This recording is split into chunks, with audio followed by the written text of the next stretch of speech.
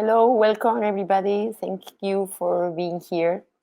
And we are going to have an amazing and beautiful talk by Maria Montes. And I would like to introduce her. And that's a pleasure for me because I'm a personal friend of Maria and we have a very nice relationship. We belong to the same area of the world. And this is, for me, is very special to introduce someone who is my friend in this occasion. So Maria Montes is an independent lecturing designer and illustrator specializing in branding access and calligraphy education. Originally from Barcelona, Spain, Montes moved to Australia in 2006, where she currently resides. Her multidisciplinary practice spans across brand identity, packaging, illustration, fashion, art, and culture. Montes' creative practice is guided by the principles of never stopping learning, sharing knowledge, and creating emotion through her work. Montes has been teaching calligraphy independently since 2004, and she's going to talk to us about finding your inner compass as a set of principles to guide you through life and work and help you understand what things work and don't work for you. Thank you, Maria. It's an honor for us to have you here.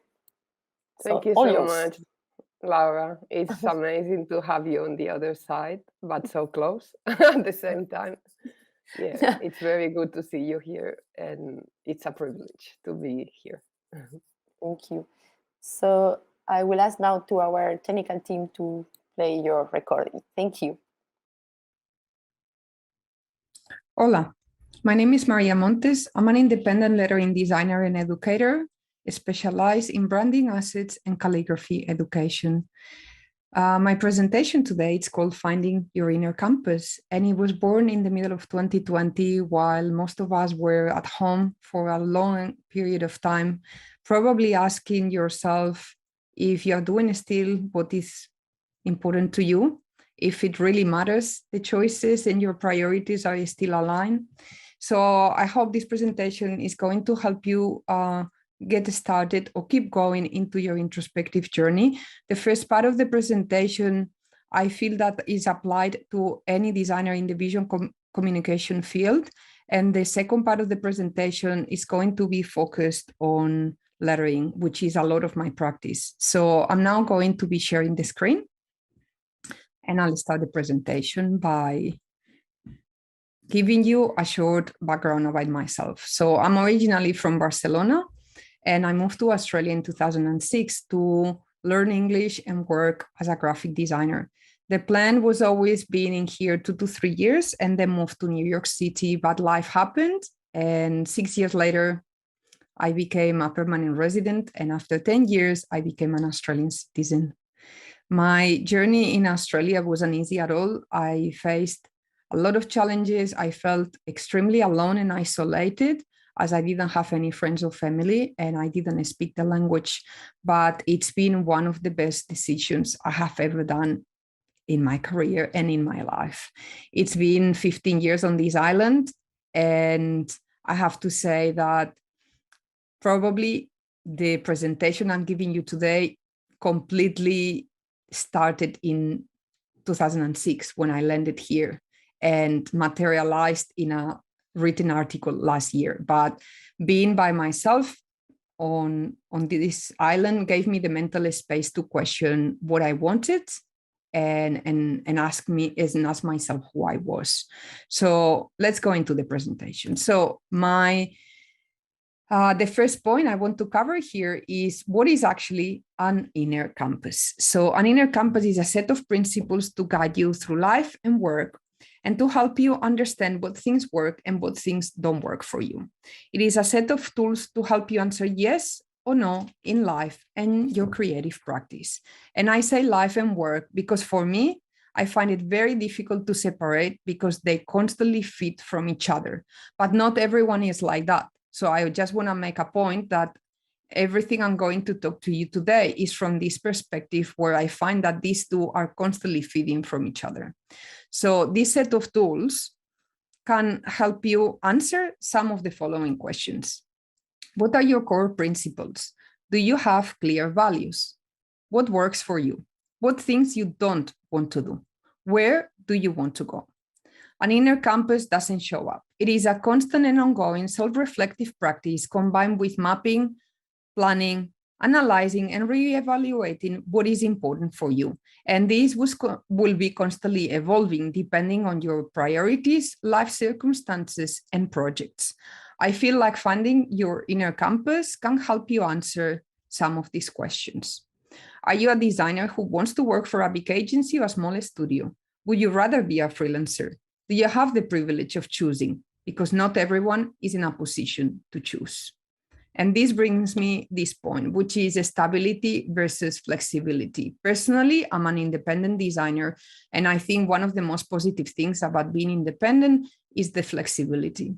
On the other side, one of the downsides is the financial uncertainty, but I'm very aware that financial uncertainty is the counterpart of having the freedom of being your own boss. So you will need to work out, can you handle or afford financial uncertainty? And this will depend on your life circumstances and also your emotional financial state. So some people need more money to feel financially safe. This also, for me, I think that to cover and release stress, financial stress, if you want to go with a freelance career, a very good option is having a part-time job, a 2-day a week work, and it can be creative, working for a studio, it can be educational, being a teacher, or it can be working for an institution or for a retail space where you do your schedule and you can completely switch off your brain after your shift is done. If you have like an stationary addiction, you might find it very helpful to work for an art store, or I have other friends of mine that work for libraries. So whatever is your avenue, it is a very good option to have something that is going to cover all your basic needs, so you release stress from your creative outlet. Now, the next question is how to find your inner compass. So my answer to this question is collecting data about yourself, and I have created 10 points to help you go through this data collection. So the first question is, find out your motivations and cultural interests. Are you into music, movies, books, fashion, cooking? What makes you stay up late at night? What makes you more excited, going for a road trip with friends or spending the weekend indoor reading a great book? I recently found a quote that said, "We are the sum up of the books we have read." And this brought to me a question, and I thought, I want to make a list, and I invite you to make a list of what are your 10 favorite books and what these books tell about yourself. Other questions you can ask yourself is, can you tell me the color of your wardrobe? Is it looking like grays and a range of grays and blacks? Or is it looking like a lot of placement prints? Or like in my case, is it full of clothes from your parents and grandparents and full of patterns? All right, point number 2, identify what is good or bad stress. So a good way for me to answer what is good stress in a simplified way is, a good stress for me is a challenge that will help me grow. And in particular, is a challenge that will help me grow my confidence. And I say confidence because for me, confidence is a muscle. And in my case, I need to exercise it on a regular basis. I feel like otherwise I become unfit and I start to see only my smaller self. After I have delivered a project successfully, my muscle feels really strong. After I lost a client or being rejected for an art grant, my muscle starts to get weaker and I need to go back to the gym. But the stress, the answer for me is, but the stress is when I feel overwhelmed. And this can happen because I don't feel prepared to perform a task, or I need to rely on an environment or people that are outside of my control, or when someone put a huge expectations on top of me, or when someone gives me a project with a completely insane deadline. Now, point number 3, writing as a therapeutic and introspective tool. So I'm going to share my experience with writing. In 2015, I opened my solo exhibition. And a few days after opening the exhibition, I felt completely lost. So I decided to call a friend and ask for advice. I brought my laptop. I wanted to show him my work. And one of the first things he said to me was, don't show me your work and don't show me your website, but tell me, what do you do and why? At the end of our chat, he strongly suggested to start writing about my work. So I'm not a native English speaker, and I have not been feeling very confident about my English skills and especially my writing skills. But I thought to myself, well, there is nothing to lose. I was already an independent designer by that time, and I was already teaching. So I thought my email newsletters cannot hurt. It can help me to reach out and to show my work and advertise my courses. So up to now, I have been doing this for 7 years, and I realized my newsletters actually have become a visual diary where they have helped me to be incredibly accountable by having to show up every 2 months, no matter what. They have made me more articulate by writing more. They have made me to reflect on my journey and realize that every 2 months, I have accomplished more than what I think I have, because in my day-to-day basis, it's not so obvious to see all my progress. Currently, my newsletters are divided in 3 parts. The first part is a personal letter I craft. The second part are my courses and projects I have accomplished. And the third part is a list of resources to become a better designer and a better educator. You don't have to do this writing publicly like myself, but you can do it privately. So not publicly like me, but privately. And I find it that it's going to be very helpful. Okay, point number 4 is learn about yourself in a personal, creative, and financial way. Which ones of these questions are you most interested? And if more than one, in which order? Being a good friend, being a good lover, being a good partner, being a good parent, being a good creative. Some people will choose one and be the brightest, and other people will be all-rounded and want to have like an okay job, good food, good social life. Now, are you an email me or call me person? Are you an early bird or a night owl? Are you a give me time to think or let's work it together? Are you attention to detail or give me the big picture? Are you a tell me what to do or let me figure it out for myself? I have run all these questions with my very good friend, Lauren Bilitati, using the emotional culture deck, which is something you can download for free. And I very much recommend it to do it with a friend that you very much trust so that you can have very honest questions and answers. Now, point number 5, try, tweak, try again, define and redefine success. I'm going to share with you a couple of things that for me meant success until I did them. And then after doing them, I actually realized that they are not as good as I thought they would be. So the first one is my design label. In 2014, I co-founded a design label called March 22. And in that design label, we design limited edition scarves, cushions, and other specialized design items. And I hosted my first market. For my surprise, although I love going to design markets as a user, I realized I hate design markets as a seller. So I felt I was completely attached to the products I was selling. I was very, very attached emotionally to those products. And I found it that by looking at people walking by and not wanting to buy my product, not even wanting to look at them, or even not understanding the difference between a product that is made by one independent designer or two, like in my case, and a product that is mass produced with a global company sold in 20 countries, people could not really see the difference. And for me were obvious, but not for everyone was. So I was too close to this product, to the products I was selling. And I felt completely hurt by being there, exposed to many people's lack of interest. Now, the second the second point is my font.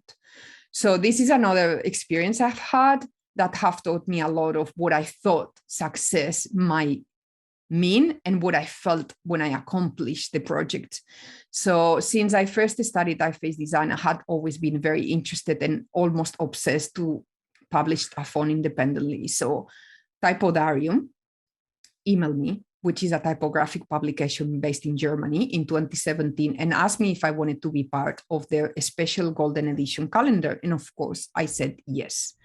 At that point, my Green Fairy font was actually not a font, it was only 26 drawings in Illustrator. And of course, this is a calendar. So you are going to be like, well, there are going to be some numbers involved. Yes. So I had to design number 5 in a rush to deliver the deadline of this page. And then I asked myself, what am I going to do now? Because I told them it's a font. So I have now to convert 27 drawings into a fully functioning font file containing more than 600 glyphs. This process took me 9 months full time, and it taught me a lot about font production and a lot about myself on the way as well. In September of that year, I could confidently share that my Green Fairy font was now coming to life as a chromatic font family, highly ornamented for display purposes. The font design and production took me 9 months, and the font release took my fonts 6 months.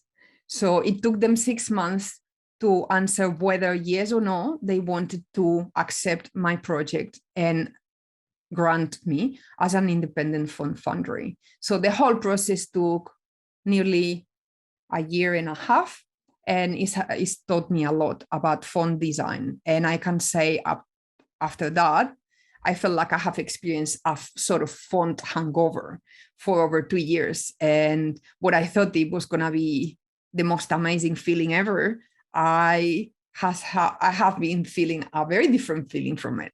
I haven't decided if I am going to do it again, and probably I will, but it's been a very, very good learning curve. So I'm going to say sometimes what you consider a success, it might look or taste very different once you have done it. So there is no shortcuts. You have to go and do it. Point number 6, identify your personal interests. I am personally interested in language and creative leadership. I have been following Jim Antonopoulos for several years now. He writes in my opinion, a very valuable email newsletter. And he's also released a collection called the Mentorship Collection, which is a very affordable reading. And I recommend everyone if you're going to be engaging in a mentorship relationship. So I'm also interested in creating a very educated and respectful and supportive creative industry. I strongly believe that bringing more voices, colors, and underrepresented groups up on the stage can only open up our view of the world and make us better. My next point is find your role models. Find people you admire, not only for their work, but for their ideologies, work ethics, or ways of living. I'm a 44-year-old designer, and the type scene in Australia looked like that when I released my font. Now, currently, I am looking at this woman very, very closely because I'm a designer that have no kids by choice. And I am very much interested in looking at other women who have crafted the same path for myself before. And I feel very encouraged and inspired by strong voices and leadership positions of people that have taken similar choices as mine and are crafting the path before myself. Number 8, look for a mentor. I'm going to share my experience with mentorship, but before that, I want to touch on these points. So teaching and coaching are paid services that are normally structured services. Mentoring is normally an unpaid service and is not so structured, so it's more volatile depending on the mentor's schedule and availability. My experience with mentoring is with Kevin Finn a few years ago. So I had been following Kevin for many years. I very much admired him. And we met once very recently after one of my conference talks. A few months later, after that brief meeting, I emailed him because I felt very stuck in my career, and I asked him for advice. Kevin called me straight away and asked me many, many questions to make sure he was the right person for me. And just by talking to him and answering the questions, it was just clear that he was exactly the person I needed. We scheduled only 2 or 3 telephone conversations, and there was many weeks in between each phone call. He gave me a lot of work to do. He gave me many tasks and asked me many questions, and the majority of the workload came from me. So this is a very different relationship to a coaching service, where I feel like it is still a two-way, a straight relationship. But in this case, with a mentorship, most of the work needs to be carried by yourself. And the mentor is a sounding board for you to bounce back ideas and suggestions. After these 3 conversations with Kevin, I felt extremely focused again, and I felt decisive and ready to keep going with my career again as an independent designer. I would say, no matter which stage you are in your trajectory, having the right mentor, it's only to help you grow and evolve. Number 9, develop your emotional intelligence.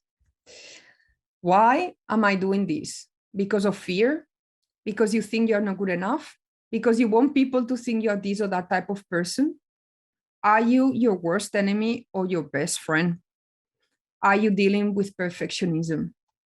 In here, I have broken down 2 points under this point, which the first one is called self-worth versus self-sabotage. And I want to talk about my perspective. So I believe that I'm a woman who actually did not believe in myself and my potential for many years. I have spent a lot of years of my life at war with myself. I internalized my parents' voice, and after they stopped judging everything I was doing, I kept going at myself in the same way. I have been paralyzed by fear, imposter syndrome, and perfectionism many years as well. The latter one, especially, is an old toxic friend of mine, often hanging around, reminding me that nothing is ever enough. I push it away, but perfectionism pushes back. It is a very long journey, and I'm very much working on this at the moment. So I feel like you cannot, and answering to this point, internal versus external validation, you cannot expect someone else respect your work if you don't do it in the first place. And this is a very tricky situation to be in if you are an independent designer, because sometimes, and most of the times, you decide the value of your work. And if you don't value your own work first and foremost, you are very much self-sabotaging yourself. On this topic of internal and external validation, I want to share with you a quote from American writer Anne Lamott that says, "There is nothing outside of you that will help you in any kind of lasting way, unless you are waiting for an organ. You cannot buy, achieve, or date serenity and peace of mind. This is the most horrible truth, and I so resent it, but it is an inside job." So in here, I want to say that I think once you trust yourself and acknowledge your strengths and weaknesses, I believe you can create a meaningful career. My new post-COVID wall, it's also filled with fear, but to be honest, it's also filled with a lot of hope. I am proud of myself as I see how far I have come. I'm at peace with myself again, and I'm trying to celebrate every win. My new world is filled with a lot of learning and with a lot of challenging myself. It is about juggling creativity, marketing, admin, accountancy, and money, which is a lot. And it feels scary at times, but it also feels very exciting. I feel that my career is full of opportunities. I just need to choose the ones that are aligned to my values. Now, learn about financial literacy. Whether you're an independent designer or not, most of your life, you are going to be dealing with money. So the better you understand money and the structures around money, the better you're going to be able to navigate life. So the first thing I would say is I very much recommend reading The Barefoot Investor. And the second thing is that it will be very beneficial to do a financial detox by answering in exact numbers these questions. How much money do you need a month to pay all your non-negotiable expenses? How much money you spend on food every month? How much money you spend on entertainment? Do you have private health insurance? Do you have uni fees or a uni loan? How much emotional financial security do you need? Okay, selling creativity. So in here is also very important, especially if you are going to be operating as a one-person business. And I want to mention a couple of slides from a course I did recently from We Are Tank called The Creative Pro. So there are many types of rates, not only a couple. So hourly rate, daily rate, weekly rate, fixed rate, results-based rate, subscription rate, and prepayment rate. On the other hand, there are things that you can and cannot control. And I think this is very valuable to make sure that you focus on the things you actually can. So let's start with the things you cannot control, which are how many other people do what you do, who else receives a client proposal, the timing for presenting a proposal, the client's budget, the client's mood on the day, the cost of your equipment, the client's perceived value, if you get the project or not, the weather. Okay, now things you can actually control, how you behave in the first meeting, what you say in your proposal estimation, how much time you spend preparing the proposal, the scope of work, the way how you look or dress at your first meeting, whether you overcook or undercook the scope, when the first meeting happens, the value proposition, the price, your brand, the speed at what you offer to work. Okay, so income streams.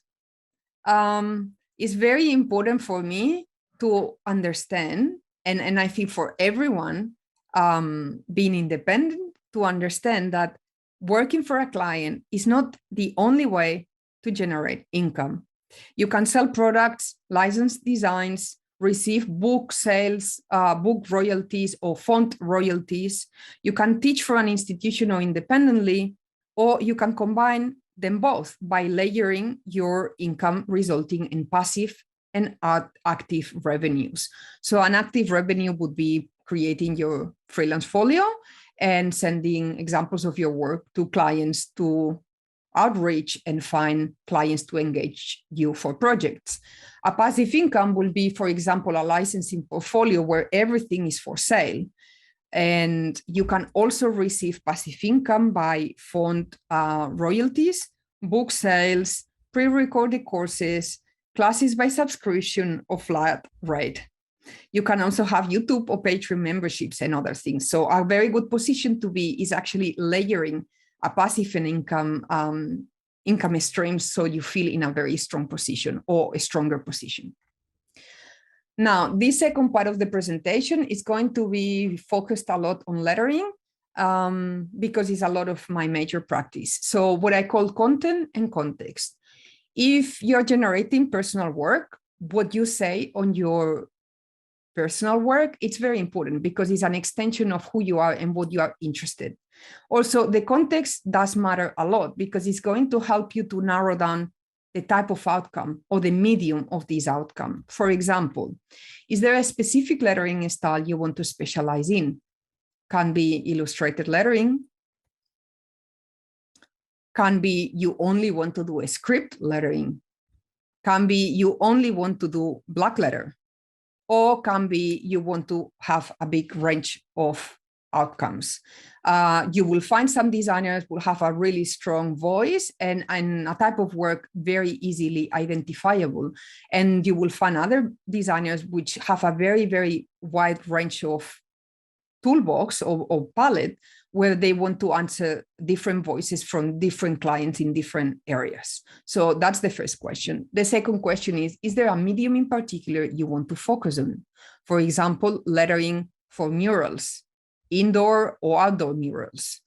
Do you want to specialize on vector lettering? Or do you want to only specialize in lettering animation, for example? On the other hand, would you like to specialize in hand lettering or tactile lettering? Now, the next question is, do you have a specific area of interest in design where you want to apply your skills? These are examples of packaging work that in particular, this one for a beer company that never saw the light. And this is a concept I created to display my font, my green fairy font in use. Do you want to apply your lettering skills for apparel and streetwear? Or do you want to go into the branding sector and apply your lettering skills for logotypes? In this case, this is a logo for a video game and the UI design. This is a logo mark for a calligrapher. Other avenues could be, for example, design activism and human rights. So depending what your interests are, that's going to help you to narrow out the outcome. The next question is, are you interested in the academic pathway or are you more interested in the self-taught way? So for me personally, I have gone through both. So I graduated as a graphic designer in Barcelona, and 3 years later, I completed a master's degree in UI design. After that, I worked as a digital graphic designer for 10 years. And then I reached a point where I needed a break from my work. So I decided to go back to study. I decided to go back into typography. So I flew back to Barcelona and studied a postgraduate course in advanced typography. And a year later, I flew to New York and I completed a condensed program in typeface design. And these that you are seeing here are my 2 attempts at completing a font.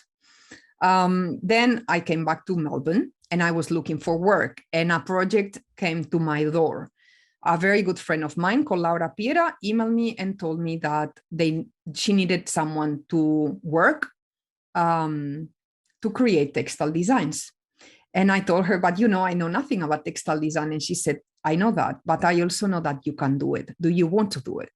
So at that point, I was really hungry for new things. I just finished my 2 type courses, and I was interested in doing anything else than just being a graphic designer, doing logo and stationery design all the time. So I said yes. I locked myself in my bedroom, and thanks to Google and YouTube, and I would call the University of YouTube, I became a professional textile designer. I have gone through through both paths and enjoy both of them very much. Definitely, I can say that if you're a self-taught, it's going to help you a lot to have a structure, and if possible, to have a deadline or deadlines where you have to be accountable and show up. Otherwise, it's easy to get lost. And in my case, it was really good that I was doing this self-taught practice and the real clients with the real deadlines, so that I had to show up and I had a limited amount of time to figure out things, so that my learning curve was really steep, and it was great. Now, multidisciplinary versus a specialist. So as you can see by my examples already on this presentation, I have been through many different areas. I have started as a graphic designer. I moved later on as a textile designer. I have been a teacher. I'm still a teacher. I have been a typographer, a type designer, a letterer, an illustrator. I have opened 3 solo exhibitions as an artist, and I'm currently developing a lot of branding assets. So if you are going through this path of trying different things, it's totally okay. And it's going to it's not going to be the easiest path to change disciplines, but it's going to be a constant learning curve where you need to be upskilling and learning new things. If this is what you feel like doing, I think that it can be really rewarding, because maybe between one specialization, and the next you can find your strongest code and then go from there onwards. In my case, all these practices, I see them as under the same umbrella, which is the umbrella of being really hungry for knowledge and being very interested in learning to see. And this is the learning to see is for me what ties all the disciplines, and in the end has worked out very well for me, because I feel like I have been able to incorporate in many occasions all these disciplines into projects where I have had illustration skills, pattern making skills, graphic design skills, type design skills. So they have come together in many projects, in many occasions for me. Currently, my practice is divided by 3 areas. I'm an independent designer and I do client work. I am an educator teaching calligraphy and lettering, and I create self-initiated work in a regular basis because this keeps me fit and keeps me inspired. My personal work is a really important part of my practice. Now, learning by teaching. The last part of this presentation, I want to talk to you about my experience learning from my teachers and also learning from my students. So I think that by being a teacher have made me a better student, actually, because have made me realize that it is okay to ask many questions and I shouldn't be afraid of asking many questions. Also, being a student have helped me to become a better educator, because I have realized that the people opposite me want to learn and they know what great work looks like, and they know that they cannot make it yet, but they have this hope and aspiration to get there, and they need a vehicle or someone to guide them and to teach them. So I take teaching very seriously, because I understand that we have a responsibility on helping people, helping students find their outcomes and helping them to believe that they have a great potential. So my teaching journey has been incredibly rewarding for my career. In my personal view, I feel like I am not interested in creating an army of calligraphers and lettering artists that are going to be producing the same type of work, but I'm interested in creating a respectful environment where everyone feels safe to show up, where everyone is treated with very big respect, where calligraphers want to learn about letter forms, about the structure of the alphabet, about the history, context, but also ultimately they want to learn about themselves, but by understanding their gaze, their interests, their intentions. And this, in the end, will be the final, your work in the end will be reflecting these 3 points and not my model or my instructions. I believe that we do not see things as they are, we see them as we are. So it is very important that you understand what are your points of view. And also it's important you put yourself into someone else's shoes when you are working for a client or for an audience. Now, to finalize this presentation, I want to touch on the power of asking questions. I personally think that asking questions is really powerful. And I have been asking myself a lot of questions that I have shown on this presentation. Sometimes there are questions that are very difficult to answer. And recently I have been asking myself a set of questions that I feel are very important, and I want to share them with all of you. What is the reason why you are designing? What are the impacts of your work? What legacy you want to leave behind in this visual culture? What responsibilities do we in the design sector have? I feel like in the next decade, these questions are only going to become more and more important, and we are going to be facing bigger and bigger challenges, as the challenges we are already facing, like a global pandemic, climate crisis, and racial and social injustice that have been going on for a very long time. So these questions are very important for me, and I think are very important for everyone interested in design and especially in education. To close this presentation, I want to say that I believe we are all students in each chapter of our own life. I'm currently on chapter number 4, and I can say that I have learned a lot more from my mistakes and challenges than from my victories. So my last suggestion today is to be curious, try everything out, learn and unlearn, and find your very own way. You can find a written article also called Find Your Inner Compass on my website, and you can also find me on social media with my username. I'm going to stop sharing the screen now. And to finalize this talk, I want to say a huge thank you very much to ATypI for giving me your platform to amplify my voice and to share my insights and trajectory with all of you. So thank you very much.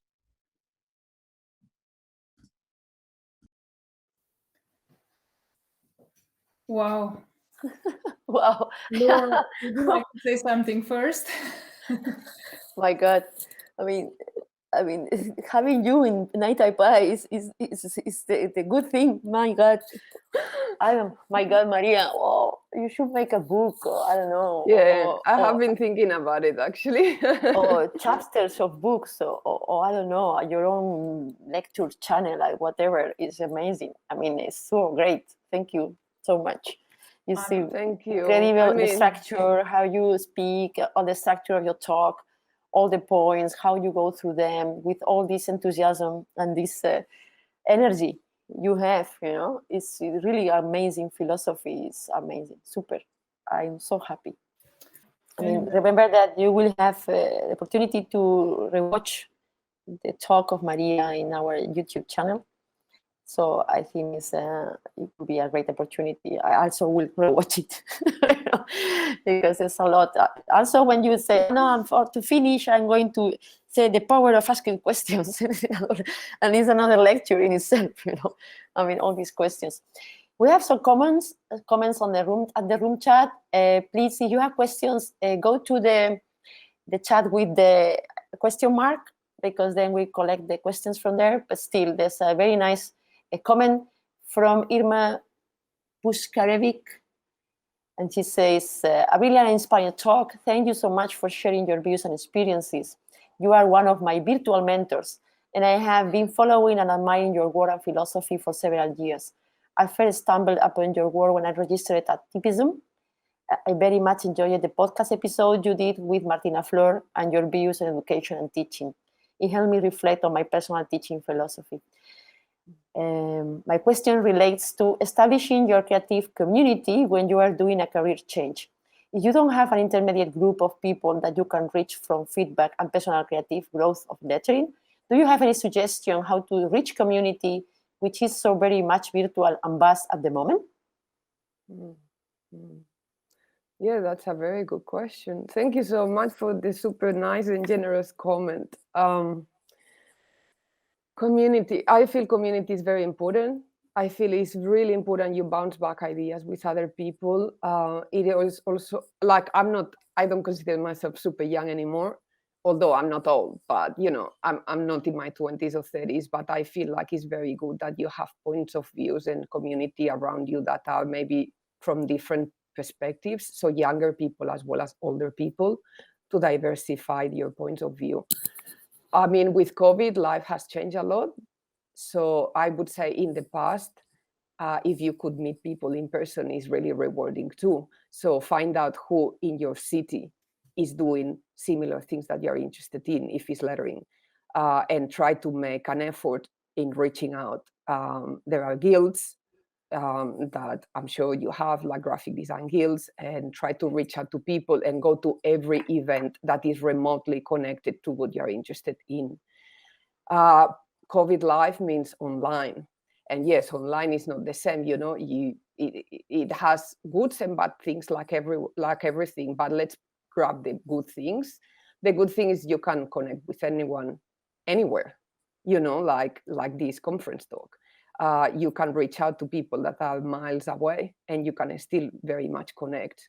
So try to find, again, events that are talking about the subject you are interested.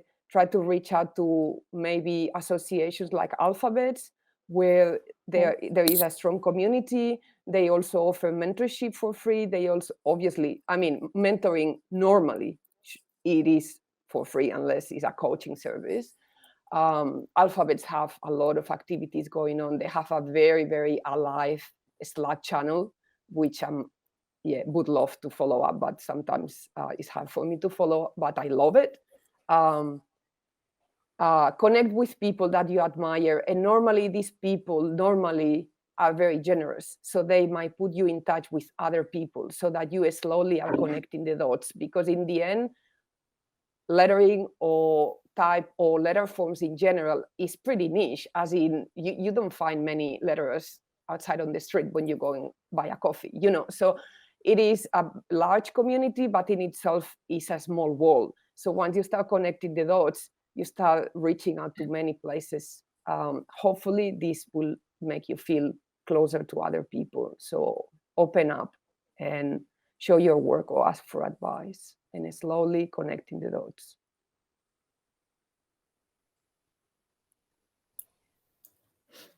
Yeah, I think so. Sometimes it doesn't matter how many people are actually, connected. You can start something, you can initiate things, somebody has to initiate things, and maybe two people meet and they do something, and then another one joins. And it's really not about trying just to connect to something which is already established. A lot of things can be still initiated and established no matter what.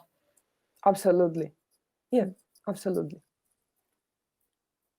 There's another comment from Jasmine Garner. She says, I also love your comment about wanting to teach people by allowing everyone in the class to express their own creative way. This was a frustration for me in some art classes, is being asked to follow instructions exactly without feeling allowed to express your own creativity way using the new tools offered.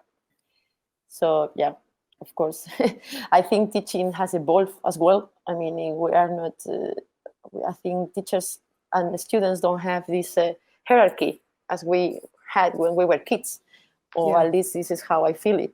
For me, I don't teach in a way that I am on top of them, and then later I give them the voice, Actually, but it happens sometimes that they don't want to tell you anything because they are scared of being wrong. So I think our role is always to encourage them, telling them that they can talk about anything, that are not going to be judged. Just express your opinions, and then we can open a conversation. Don't be scared to be wrong. Don't be scared to make errors. I remember when I was a student of graphic design that I was the one daring to talk, and sometimes they were telling me, you are asking too much. So, and I don't know, I don't understand why asking too much is a problem, if nobody wants to ask. It's not that I wanted to have all the attention in the class, but I remember being so curious that I think this is something very important for graphic design or any other discipline anyway. I think we have a question. Yeah, I have 2 points on that topic as well. It's like sometimes you just need to realize that your personality might match or might not match with the teacher. It's like a matchmaking relationship. Sometimes you're gonna find a great connection with that teacher, and sometimes it's not. And I don't think sometimes it's no one's fault. It's just like the matchmaking is not happening, because as a student, you maybe sometimes can choose your teacher. And as a teacher, sometimes you might be in a position to choose your students, but sometimes it's not like that. Like when you go to university, it's a mass-produced matchmaking. So sometimes you're going not to have the perfect match with that teacher. But just remember that that's just one perspective, one person. You have hopefully many other people that you can learn from. And sometimes it's not going to work. Same as personal relationships sometimes don't work. Other thing is that for me personally, I have realized after the years that when I have completed a course, it's never the end of anything. It's only the beginning of getting serious about the thing I just decided to study. So completing a course is not an end goal, it's the beginning. Yeah, so absolutely. It's the beginning to open the door, and you just open the door to start to get serious about one thing. So yeah, I think the process is something that students need to learn, that the process is the most meaningful thing.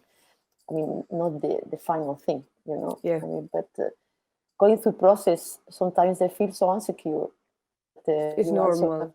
They need confidence. I think this is what you also talk about this in your presentation. It's about confidence, how confident you are, no?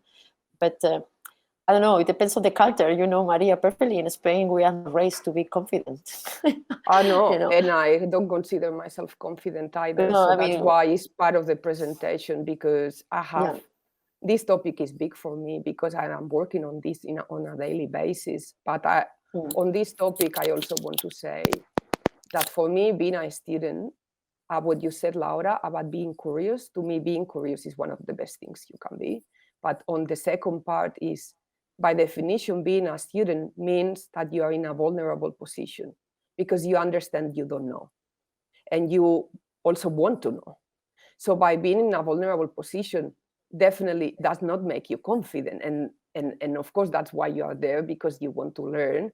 And that's why the teacher, in a lot of cases, after your parents, might be a really important figure, because it's someone that is going to give you a lot of things to, is someone that is going to become an important person. And that's why, you know, it's good to find this relationship with a teacher that you can connect with, because it's going to give you that confidence that you are looking for. And sometimes you don't have the skill yet, but the educator can share with you that they can see your potential and they believe that you have the potential. And it's just a matter of time and experience, and that you are in a position to learn. And it might take time, but they can show you the way. They can open up the path. And for me, my good teachers, like I had yourself, Laura, in the past, they have shown me that there is a path. There is a way. It's not going to happen tomorrow, but there is a way. And they have given me the confidence that I can get there. And that's when it clicked for me. You can always get there. It's a matter of putting your focus on things that you want to do, is what you said. I mean, but it's very nice that you can formulate that, you know, because for me, I am a terrible writer. And even though I have these thoughts, I could never put this in words. And you know, we have a very nice comment from Ana Sofia Mariz. Thank you, Ana. It says, I caught it ongoing, but I feel this is such an important talk for so many people at this moment, especially women. Very empowering. Thank you so much. So yeah, this is something that we still have to say, you know, because men are raised and born in a position that is above, and women are raised and educated in a position that is below. And then we're a new generation, so we have a very, very important role as well, you know, about creating this confidence on women. And it's, I don't know, how are your students? I mean, you have more students that are women than men? Or, I mean, which kind of students you have? I have mostly, more women than men. Yeah. Mm-hmm. I have a lot of people that come, like I have some of my students are designers, but a lot of other students are not. So are people interested in creativity in general, and they need a creative avenue. A lot of people coming from IT, engineering, and accountancy areas, that they are looking for an avenue to express themselves. And sometimes calligraphy can be a very helpful avenue, because it's not it's not as daunting as other things, like when they give you a blank piece of paper and someone tells you just create something, you know, and you feel blocked because you see the blank paper and you're like, what? Like, what? And then you start like panicking. With calligraphy or letter forms in general, I feel like it is a lot more structured. So you have a set of tools to use, like the alphabet, first of all, so it's not everything and anything. And then with calligraphy, you have something that you can follow. So it's not only the shape, but how do you do the letter forms, in which order you create the strokes, how do you analyze spacing, how do you put a word. And so I find that this very creative, or it can be very creative, but still you are very much guided. And so by being guided, it makes you, I feel like it's a little bit less scary to have a creative outcome, because you still have a very regimented set of tools that you can, be following like step by step. So yeah, I feel a lot of people are surprised about calligraphy, that it is not easy. And I'm like, oh, it is not easy. No one said that. Also, there is maybe a perspective on social media, because it's easy to feel that things happen quicker. And when you see someone really good at doing something, or a video performing some calligraphy, it feels like, oh my God, it's so flowy, it's so organic. And then you arrive to the class, grab the pen, and you feel like this is the less organic I've ever been in a long time. I feel stiff like hell. So yeah, things take time. And when I explain a little bit about history, a lot of people are very surprised. And they have, I think in the end, a lot of people have a bigger respect for the practice after having done a class, just because they understand this is not just about doing a greeting card. Or some people have in the past told me that they want to learn wedding calligraphy, and I laugh out loud, because I'm like, how can you define calligraphic style by a one single outcome, by a preconceived idea of what maybe a lot of people think that this can look like wedding calligraphy? Because I said, wedding calligraphy, what is that? So after touching base with a little bit of calligraphy and letter forms in general, from my perspective, they have, I think, a big surprise and a big respect for the practice, rather than, just creating, I think it's very important actually to teach lay people about, skills which are so specific, because as you said, it's similar to doing music or just being enlightened listener, or connoisseur of music. It's the same kind of education in a way, and just having respect for professionals who are doing it, every day, and they have skills and they're naturals to it, they can bring a broader understanding of our professions, I think. So it's really good as well. Yeah. So I don't know. I'm also, just a very short comment, I am surprised because, in my experience as a teacher, I have had definitely more women. But I recently created a very short series of videos on YouTube, which is a new thing. I've never done anything like that. But I decided to do it because I wanted to share a little bit of knowledge with people that maybe I can't reach, because I don't know where they are, and maybe they can reach me. Because YouTube gave me a lot of knowledge in the past. I learned how to become a textile designer from YouTube. So I thought of giving back to what I've taken from. And so now, after doing that, it's been 1 year now that I released the first video. I'm very bad at analytics and stuff like that, but my partner is very good at this. And a couple of weeks ago, we decided to go onto my analytics on YouTube, and my partner showed me, by my surprise, that the majority of people watching the short videos are men. And I was very surprised, because I was not expecting that. And then I thought, okay, so this is a different way of learning. You don't have to show up. You don't have to ask questions. You don't have to, maybe you don't want feedback. Some people don't want or need feedback. You're just in the back end, and you choose what you want to get fed. And so maybe that's different ways of learning, and all the ways are valid. So, some people feel very comfortable in a classroom because they need the group of people around and a teacher. Some people feel a lot better in the dark. Let's call it in the dark, just because I don't interact with them. I don't know who are the people watching the videos, and maybe they don't need my feedback. They don't need to ask me questions. And so they get fed in their own way, when they want, how much they want. And every path for learning is valid. And for me, I was very surprised. And in a way, I felt like, oh, this is great. Like, I don't know. I was very surprised. So I still don't know why, but that's what the analytics said. I don't know if it's correct. You also have a range of ages, probably. But, I think that all this online teaching and learning is most, I don't know, I had experience with domestica courses that people are mostly watchers.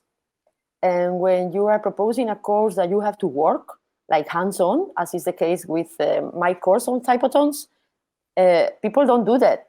The most successful courses in domestic are those people don't have to work. People only take recipes. Okay, how should I do the pumpkin cake? And then you write the ingredients, and then okay, I will do it, but I don't have to do it now.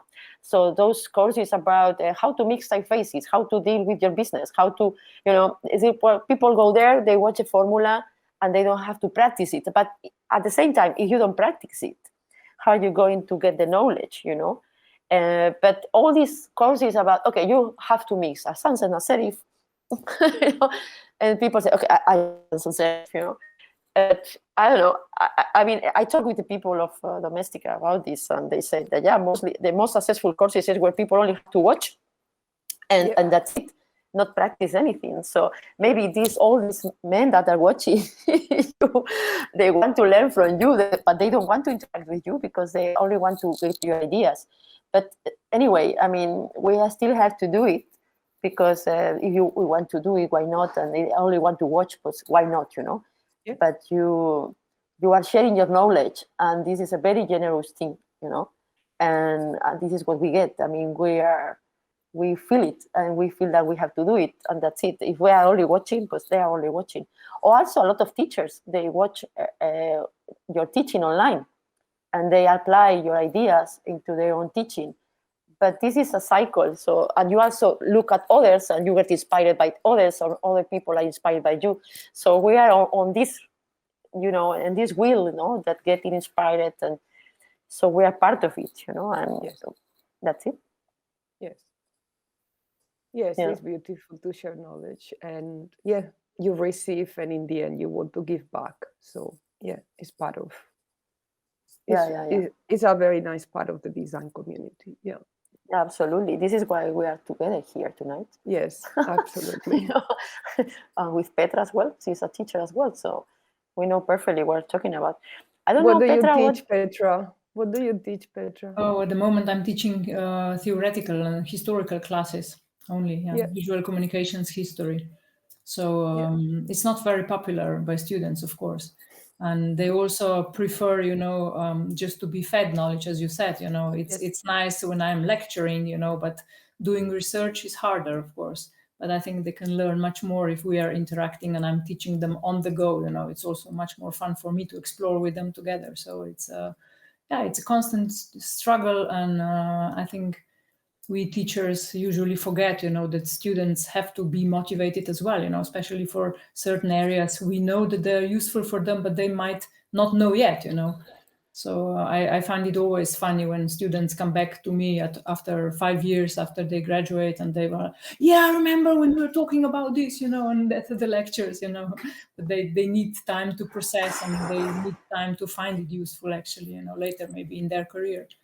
That's that is true. Give them materials and everything so they can return back later. I think that's very important. Someone told me some time ago that our role as teachers is to motivate the students. And I was, I mean, it says if students are not, better explain. If students are not successful in your class, it's because you don't motivate them enough. And say, well, I mean, you have to motivate yourself. I mean, as a teacher, you are sharing your knowledge, and they have to be motivated. Maybe they are in the wrong place. That's another thing. Maybe they are motivated about movies or comics. I don't know, whatever. you know, and they come to graphic design as something they think they want to do, but later they don't think there's the thing and they don't feel motivated. But being all the time trying to motivate the students, of course you do it. I mean, you put all your energy and being an enthusiastic teacher, and you go to class, even though maybe you had a super hard day, you go there and you are super happy, you know. It's a huge effort, you know, to be teaching in some conditions. But I don't know, I always think about this, you know, how you motivate the students. But I think we do our best, you know. And I think the best motivation is when teachers are enthusiastic about what they have to say, you know, and if they're enthusiastic about their own topic and lectures, which are, you know, classes they're performing, that's the best way. As you, Maria, said earlier, you know, we can only open the door. Students have to go through the doors themselves. You know, you cannot even push them. You know, you can open the door, show them different doors, of course, but they have to do the work by themselves. You know, it's the same for us adults. You know, we just have to do the work by ourselves. There's no other way. At least if I there remember is, when I became a teacher.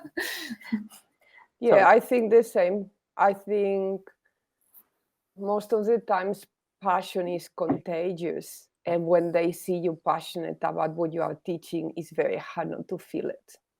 So when you are engaged and teaching something that matters to you, it's very hard not to feel it. It's very hard not to feel this passion. You can agree or disagree with the teacher sometimes, yes.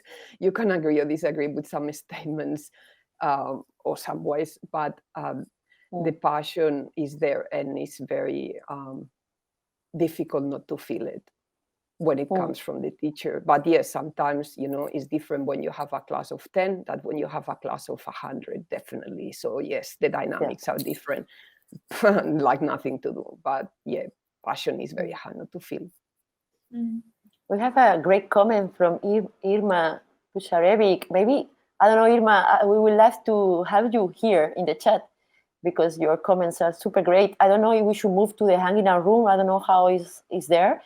But Irma is writing on the room chat. He says, capitalistic societies project the rhetoric of motivated students because they perceive students as customers, my interpretation.